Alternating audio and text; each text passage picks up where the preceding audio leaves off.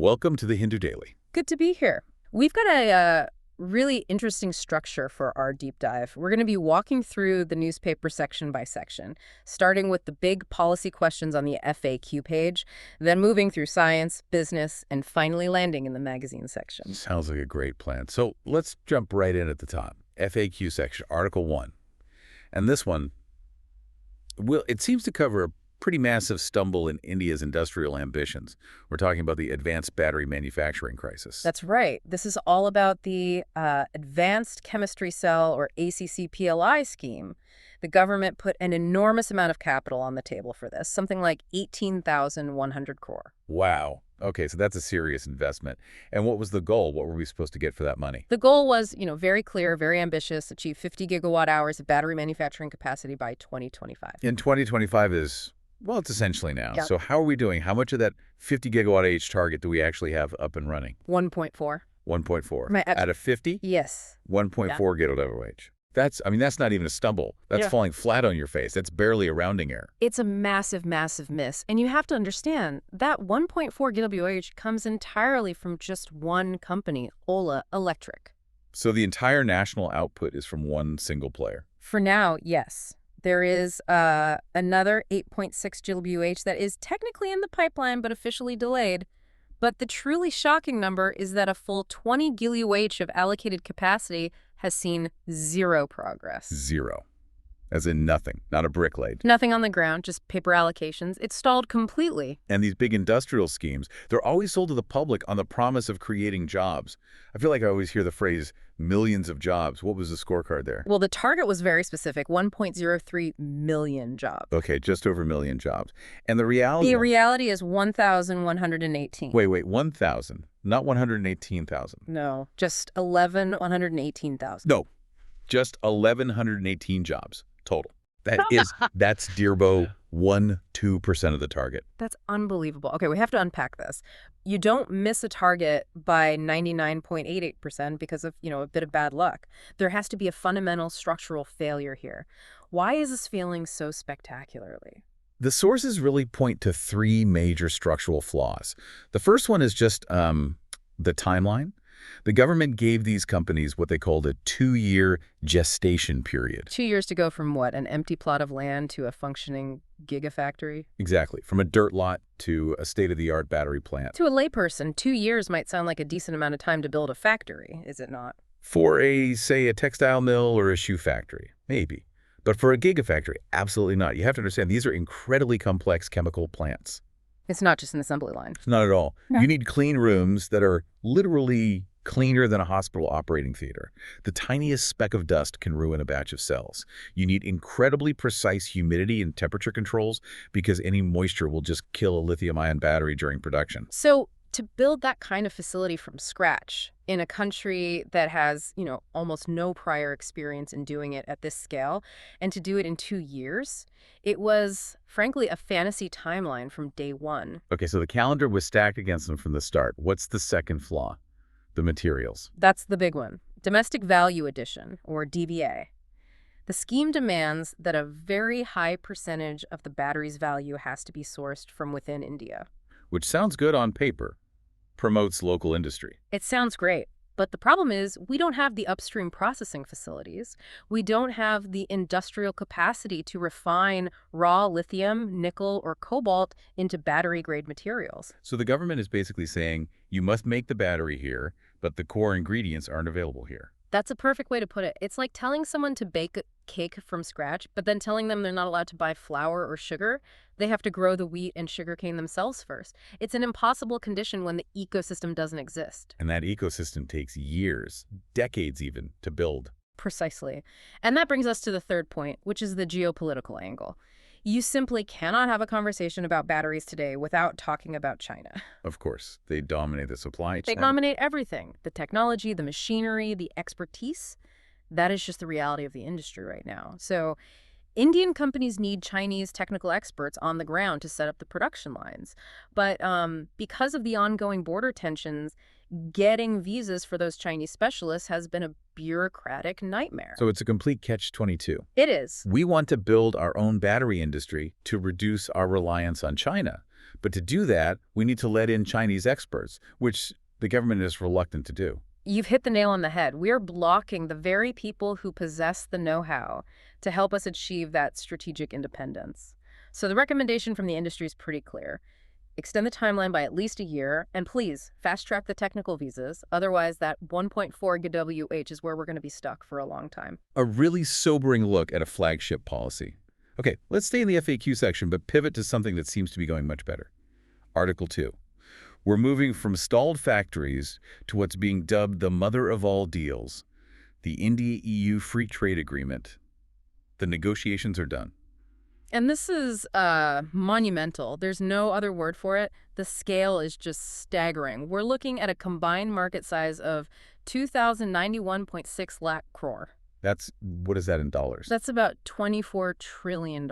24 trillion, wow. That's massive. And you have to remember, the EU already accounts for nearly 12% of India's total trade. So an agreement of this magnitude fundamentally rewrites our economic map for the next generation. Okay, let's get into the specifics. Big numbers are great, but what does India actually get out of this deal? The big headline number is duty elimination on 99% of our export value to the EU. That's huge. But the real story, I think, is when you look at which specific sectors benefit the most. And those are? Textiles, leather, gems, and jewelry. Okay, why are those sectors so important in this context? Because these are precisely the sectors that are not only extremely labor-intensive, creating millions of jobs, but they're also the ones that have been hit really hard by U.S. tariffs and protectionism in recent years. This deal, it effectively opens up Europe as a massive, stable alternative market. For many of these manufacturers, it's nothing short of a lifeline. Right, and it's not just about physical goods, is it? I read something about the services sector getting a boost. Yes, that's another big win. There's significant new access for Indian IT companies and educational services, but the most interesting one, and a bit of a surprise, is for AYUF practitioners. You mean traditional medicine, Ayurveda, yoga, that sort of thing? Exactly. For the first time, Indian traditional medicine practitioners will have a framework for access to European markets to practice using their Indian qualifications. Right. It's a really significant cultural and service export. That is fascinating. Okay, let's flip the coin. What's in it for Europe? And you have to be honest with me. Does this mean I'm finally going to be able to afford good French wine? Yes, it does. But there's a little bit of a catch. The duties on wine, which are currently at a prohibitive 150%, are dropping. Down to what? They'll drop to 30% for mid-range wines and 20% for premium wines. But, and this is the key part, it's happening over a 7-year period. Well, it's gradual reduction. And what about the cheap stuff? The cheap stuff was specifically excluded. The duty won't drop for the lowest priced wines. That was a specific protection demanded by India to shield our own domestic vineyards in places like Nashik. Smart. And I imagine it's a similar story for cars. Very similar. There will be a quota-based tariff reduction for European cars, but it's targeted almost exclusively at the luxury segments. Cars under, say, 25 lakh are completely excluded. So this protects the bread and butter market of companies like Maruti and Tata. So no danger of cheap Volkswagens or Renault flooding the market and undercutting Indian brands. Exactly. It's a managed opening, not a free-for-all. Now, in any negotiation this big, there are always red lines, things that are just not on the table. What got left on the cutting room floor? Agriculture. It's always agriculture, isn't it? That's the third rail of trade politics. India absolutely refused to open up its markets for European beef, dairy, and rice. And on the flip side, the EU refused to open up their markets for our beef and milk powder. So both sides just agreed to protect their farmers. Neither side was willing to risk the political backlash. They just took it off the table. Okay, and there was one last major sticking point, something to do with the environment, the CBM. Yes, the Carbon Border Adjustment Mechanism. This is, in simple terms, the EU's carbon tax that it levies on imports from countries with less stringent climate policies. India, naturally, wanted a complete waiver. And the EU said no. The EU said no. That's a core part of their climate policy. So that sounds like a big loss for Indian exporters, who will now have to pay this tax. Well, it's tricky. It's not an outright loss. India couldn't get the waiver, but its negotiators pulled off a very clever legal maneuver. They managed to insert a most favored nation type clause into the agreement. And what did it do? It basically says, okay, we accept we don't get a waiver today, But if you, the EU, ever give an exemption to anybody else in the future, any other country for any reason, then India automatically gets that same exemption too. Ah, so it's an insurance policy for the future. Precisely. It protects us from being competitively disadvantaged down the line. A very smart piece of negotiation. Okay, let's tackle the final piece in our FAQ section, Article 3. This one's a bit of a legal labyrinth. The Supreme Court has stayed the new 2026 UGC equity regulations. Yes, and this is a story that, it really highlights just how incredibly complex and fraught the implementation of social justice policy is in India. So the UGC, the University Grants Commission, released new anti-discrimination rules intended for 2026, and the Supreme Court has just hit the pause button, calling them vague, and ordering everyone to revert to the older 2012 rules for the time being. It seems like a classic case where the new rules made absolutely no one happy. Let's start with one side. Why were upper caste groups protesting these new regulations? Their main objection was with the definition. The 2026 rules specifically defined caste discrimination as acts of discrimination committed against SC, ST, or OBC members. And the problem with that is? The upper caste groups argued that this very language presupposed that they are always the perpetrators and can never be the victims of caste-based prejudice. They felt the definition itself was biased against them from the outset. Okay, I see that point. But then on the complete opposite side, you have respected academics and activists like Professor Sukadeo Thorat, who argued that these same 2026 rules were actually weaker and more toothless than the old ones. How can that be? How can they be seen as both biased against one group and also weaker for the other? This is where the vagueness that the Supreme Court mentioned comes into play. The old 2012 rules were incredibly specific. They contained a list of 25 distinct actions that were explicitly defined as discriminatory. Can you give an example? Sure. Things like enforcing segregation in hostel mess halls, or showing prejudice in academic grading, or refusing to lend library books. Very clear, specific behaviors. The 2026 rules got rid of that entire list. So they removed all the specific thou shalt nots and replaced them with a general principle. Exactly. And the critics, like Professor Thorat, argued that by making the language so broad and generic, you essentially make the rules unenforceable. It's much harder for a student to prove a violation if you don't have a clear list of what a violation actually looks like. It becomes toothless. And I believe there was also a dispute about how to handle false complaints. Yes. The 2012 rules had a provision to punish students who were found to have filed malicious or false complaints of discrimination. The 2026 rules removed that provision. And the upper caste lobby saw that as basically giving a green light for harassment through frivolous complaints. That was their argument, yes. So you can see how both sides felt aggrieved for completely different reasons. But the real tragic irony here, I think, is the origin story of these rules. They didn't just appear out of nowhere. No, not at all. They are the direct result of petitions filed in the Supreme Court by the mothers of Rohit Vemula and Payal Tadvi. Two students who died by suicide, with their deaths being linked to allegations of severe institutional caste discrimination. Correct. Their mothers went to the highest court in the land, demanding stronger, clearer protections so this wouldn't happen to other students. And the result, years later, is a set of rules so flawed that it pleased no one and is now stuck in legal limbo. It's a truly heartbreaking outcome. It really is. Okay, let's move out of the policy and legal deep dive of the FAQ section and into the profiles section. We're looking at Article 4, and it's a big one. The transformation of Great Nicobar. This is a project of immense scale, a 72,000 crore undertaking. They're calling it the holistic development of the island. It includes a massive transshipment port, an international airport, a power plant, and a new township. But the main driver here isn't about creating a new tourist hub, is it? This feels deeply geopolitical. Oh, absolutely. It's all about the location. Great Nicobar sits right at the mouth of the Strait of Malacca. Which is one of the most important shipping lanes in the world. The most important. About 40% of all global trade passes right by that island. Right now, all those massive container ships have to dock and transfer cargo in Singapore or Colombo or Port Klang in Malaysia. India wants to capture a slice of that incredibly lucrative transshipment revenue. And there's a military angle too, of course. A huge one. It's about countering the growing Chinese naval presence in the Indian Ocean. Having a major port and airfield there is a massive strategic asset. Okay, so the strategic and economic case is clear, but the article paints a picture of an ecological cost, that is. Well, the numbers are just terrifying. It is an ecological catastrophe in the making. Let's start with Galathea Bay. It's not just any beach. It's one of the most important nesting sites for the giant leatherback turtle in the entire Indian Ocean. And the port is being built right there. Right on top of it, the constant dredging, the ship traffic, the pollution, Hmm. it will almost certainly destroy the nesting grounds and drive the turtles away for good. And then there are the trees. They plan to cut down 9.64 lakh trees. Nearly 1 million trees. In a pristine tropical rainforest.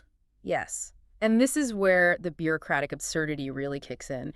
You have to ask, how do they plan to fix cutting down 1 million rainforest trees? With compensatory afforestation, I'm sure, planting new trees somewhere else. Yes, but the where is what's just mind-boggling. The plan is to plant the compensatory forest in Haryana. Haryana, that's thousands of kilometers away on the mainland. It's a completely different part of the country with a completely different climate. It's not just different, it's the polar opposite. You are replacing a dense, wet, tropical rainforest ecosystem with saplings in a dry, semi-arid scrubland. Ecologically, it is not a swap. It makes absolutely no sense. It's just an accounting trick on a spreadsheet. It's not real conservation. It's exactly that, a bureaucratic sleight of hand. And what about the human cost? The article talks about the Shampan tribe. The Shampan are a PVTG, a particularly vulnerable tribal group. They are one of the last uncontacted or semi-contacted hunter-gatherer peoples on Earth. They've lived in those forests for thousands of years. And they have very little immunity to outside diseases. Practically none. This project is projected to bring in an influx of 3.5 lakh outsiders, construction workers, staff, and their families onto the island. Some anthropologists and experts are using the word genocide because a common flu outbreak could literally wipe out the entire tribe. And they're not the only indigenous group affected, are they? There's also the Nicobarese people. Yes. Many Nicobarese communities were relocated from the island's west coast after the devastating 2004 tsunami. They were given a promise that they could eventually return to their ancestral lands. And this project is being built on those very lands. It takes that land, so they are effectively being barred from going home forever. It all sounds like the approvals and clearances for this were just bulldozed through. The process was incredibly rushed. There are very serious allegations that the signatures from the tribal council, which are legally required, were either forced or later withdrawn by the members who claim they didn't understand what they were signing.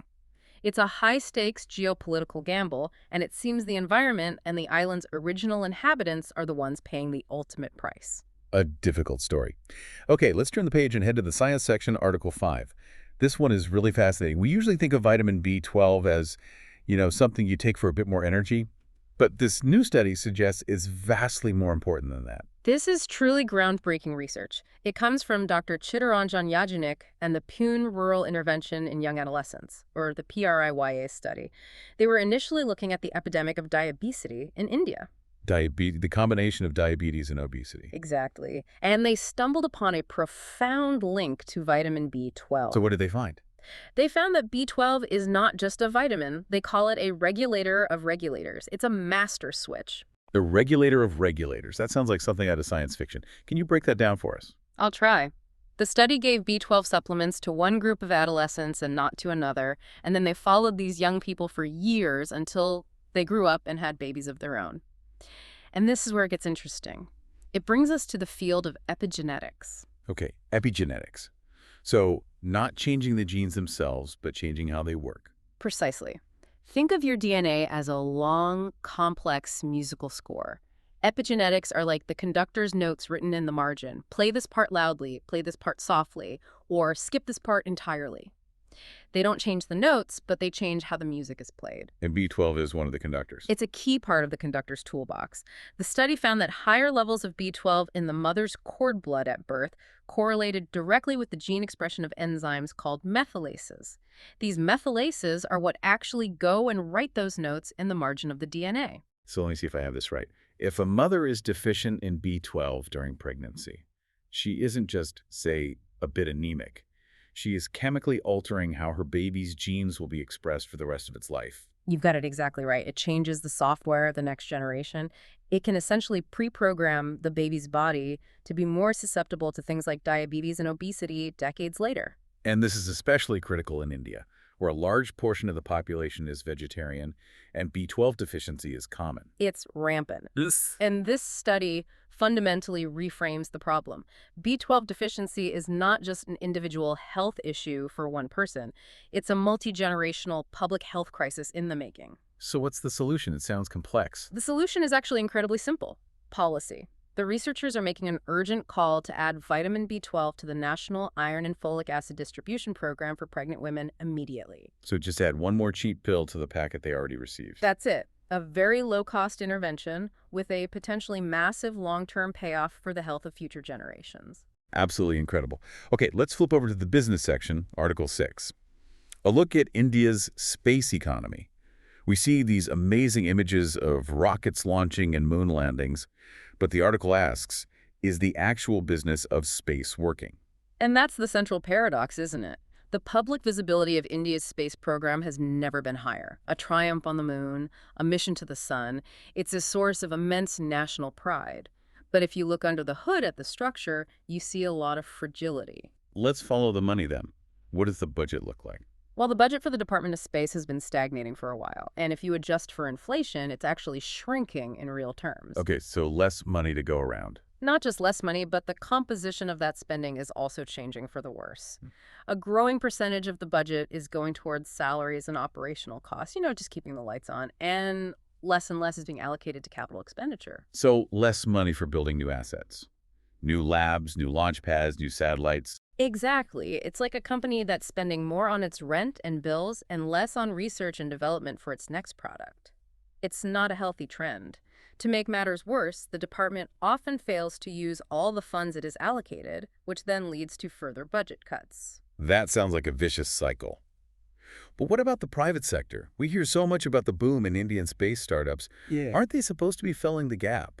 Well, there appears to be a massive gap between the media hype and the reality of their bank accounts.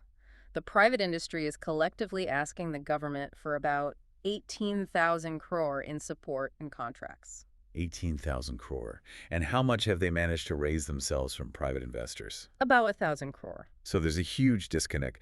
They're essentially asking the government to act as their primary venture capitalist. That's what it comes down to. Private VCs are still too risk-averse for the long timelines and high capital costs of the space industry.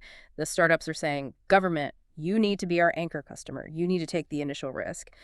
They're also demanding critical infrastructure status, which would allow them to get loans at much lower interest rates. So the rocket might be on the launch pad, but the fuel tank, the financing, is running dangerously low. Yep. Okay, let's shift now to the spotlight section. Article 7.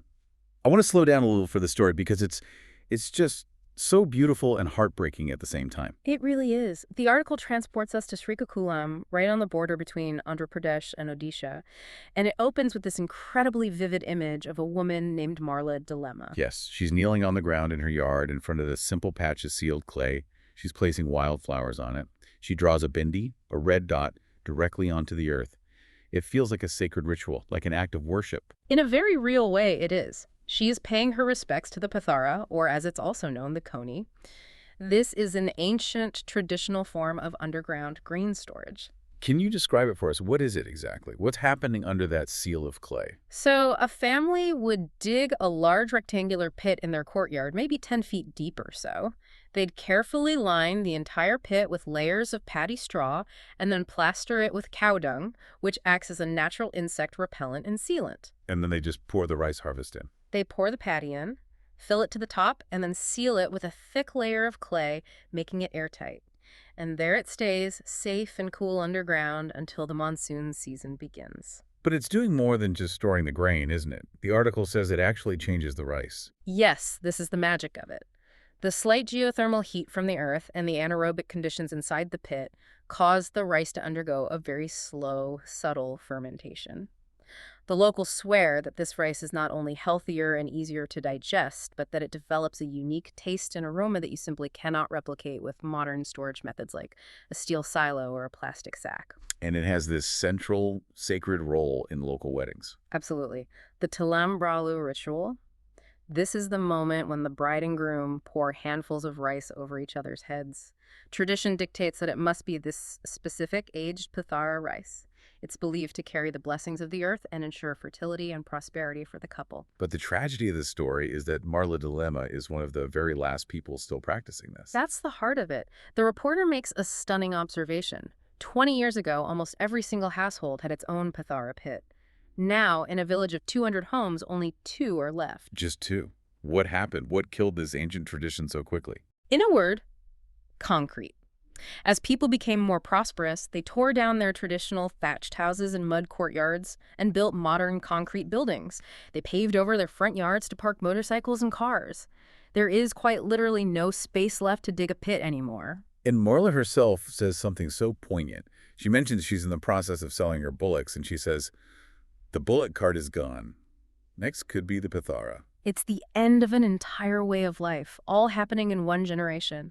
And the supreme irony is that just as this tradition is vanishing, middlemen and traders from the cities are starting to show up, specifically looking for this Paathara rice because of its rumored medicinal properties. But the supply is virtually gone. We paved over a centuries-old tradition to build a parking spot. A truly profound loss. Okay, let's move into the magazine section for our final group of articles, starting with Article 8, which deals with a very heavy but important subject: Psycho-Oncology. This article is all about the crucial connection between the mind and the body in cancer treatment. And it starts with a very powerful personal narrative. The author is a survivor of stage 3 ovarian cancer. She reached the milestone that every patient dreams of and need. No evidence of disease. So physically she was cured. Yeah. But mentally. She was completely broken. She describes this profound sense of isolation, the lingering fear, the feeling that your identity has been consumed by the disease. She quotes another cancer survivor, Vigil, who coined the phrase, "My cancer is me." The medical system is brilliant at treating the tumor, but it often forgets to treat the person attached to it. And the statistics quoted are quite alarming. There are 2.5 million Indians living with cancer, and some studies show that up to 62% of them report significant psychiatric distress, depression, anxiety. And that's precisely why psycho-oncology is moving from being a niche, nice-to-have add-on to a critical core pillar of treatment at major hospitals like Tata Memorial and Apollo. They're now using tools like distress thermometers to screen every patient and offering things like cognitive behavioral therapy as a standard part of the cancer care pathway. And it's important to stress that this isn't just about, thinking positive or feeling better. There's a hard biological reason for this, isn't there? That is the absolute key takeaway. This is about biology. We know that chronic stress releases hormones like cortisol, and cortisol actively suppresses your immune system. And the immune system is what we need to fight the cancer. Especially now. The new frontier of cancer treatment is immunotherapy, which is all about unleashing your own body's immune system to attack cancer cells. If your mind is consumed by stress and your immune system is weak, the immunotherapy simply won't work as well. So treating the mind directly helps the body kill the cancer. It also helps patients just adhere to the brutal treatment regimens. A powerful connection. Staying in the magazine section, Article 9 brings us to the world of literature. The great George Saunders has a new book out called Vigil. Yes, and Saunders is just such a master of the form. Vigil is, on the surface, a ghost story.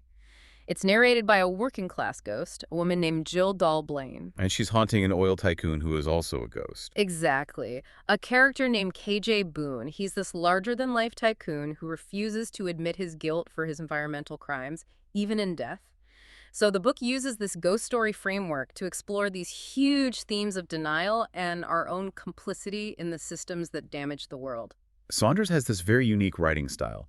The article mentions his concept of organized cacophony. Yes, he loves using a chorus of different voices, different perspectives, all interrupting each other to create this sense of energy and chaos on the page. But he also talks about a technique he calls raking, which is about deliberately omitting words and information to show respect for the reader's intelligence. With thinking there. He says, and I'm paraphrasing, the reader is a little smarter than I am, so he leaves gaps in the text for you, the reader, to fill in with your own intellect. It makes reading his work a very active, participatory experience. And he wrote this during a very difficult personal time, while his family was facing some serious health issues. He described it as fast dancing, creatively, while his real life felt frozen by fear. And you can feel that in the writing. It gives the humor this desperate, high-stakes edge. It's comedy that is born directly from a place of pain and anxiety, which is often the most profound kind. Moving to our next profile in the magazine, Article 10. This is about Yogita Bhayana. The article calls her the Sutradhar, the narrator of India's ongoing daily battle against sexual violence. Yogita Bhayana is the founder of PRI, which stands for People Against Rape in India. Wow. And the reality she confronts every day is just brutal. The official statistic is 81 reported rapes in India every single day, and that's just the reported cases. And her focus is on the cases that the media often ignores, the ones in Patna or Manipur, not just the ones in the big cities. Exactly. She goes where the cameras don't.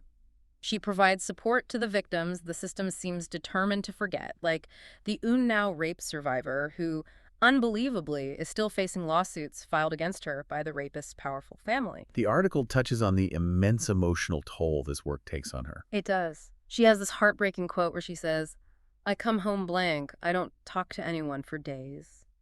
She talks about being completely frustrated and exhausted by a system that seems designed to fail victims. She wasn't always an activist, though. What was the catalyst for her?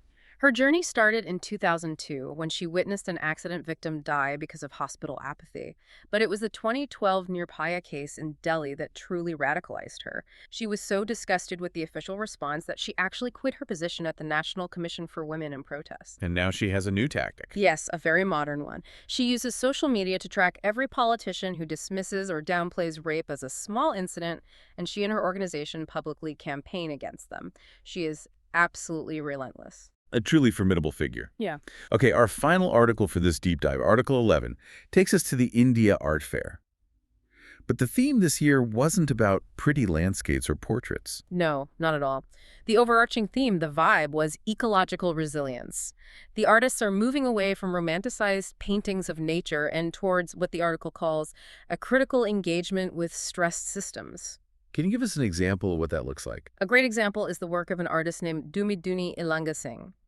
She uses mushrooms and mycelium, the root network of fungi, and has them growing on and consuming broken glass bangles. Wow, what's the concept there? It's about the Buddhist concept of anicca, or impermanence. It's this beautiful, stark image of life and nature reclaiming and growing out of our broken, man-made debris. And what about the artist Kulpreet Singh? His work is even more direct. He creates these intricate drawings using stubble ash and pesticide residue as his materials. He's literally using the pollutants that are choking North India to create his art. It's a powerful commentary on the agricultural and environmental crisis. But it's not all doom and gloom. There was a sense of optimism, too. Yes, what the article calls climate optimism. An artist named Raki Nikahetia is actually building a Miyawaki pocket forest on a patch of land using construction waste and debris as the base. The broader trend is clear. In an age of AI and digital overload, there's a return to the handmade, the organic, the craft. Art is becoming a form of quiet resistance to the sheer speed of ecological collapse. It's about forcing us to slow down, to notice both the damage and the persistent, stubborn potential for regrowth. From the failures of industrial policy to the resilience of mycelium on glass, that wraps up our deep dives into today's sources. It's certainly been a journey through the complex systems that shape our world, from policy and economics to our bodies, our culture, and our art. Thank you for listening. If you want to provide suggestions, please contact on the Twitter handle given in the episode description. As always, we are eager to hear what our listeners want to be informed about. We wish you a great day.